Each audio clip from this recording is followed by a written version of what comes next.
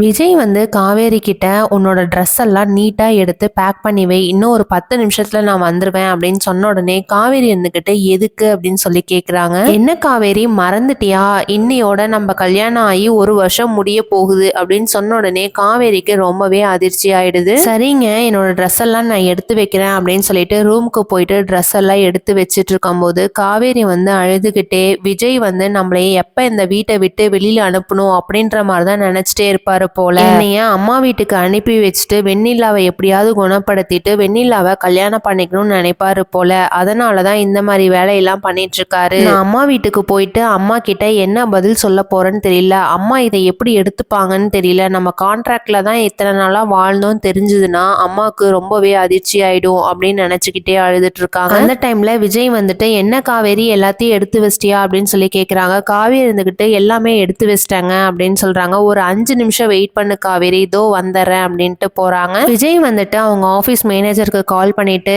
என்ன எல்லாத்தையும் ரெடி பண்ணிட்டீங்களா, இந்த டைம் வந்து கன்ஃபியூஸ் ஆயிடவே கூடாது, போன டைமே நிறைய பிரச்சனை வந்துருச்சு, இந்த டைம் நான் எப்படியாவது காவேரிக்கு வந்து சர்ப்ரைஸ் கொடுக்கணும் அப்படின்னு சொன்ன உடனே சரிங்க சார் எல்லாமே ரெடியா தான் இருக்கு, நீங்க கூட்டிட்டு வாங்க அப்படின்றாங்க. விஜய் வந்து காவேரிக்கு எந்த அளவுக்கு சர்ப்ரைஸ் கொடுக்க போறாங்கிறத வெயிட் பண்ணி பார்க்கலாம். தேங்க்யூ.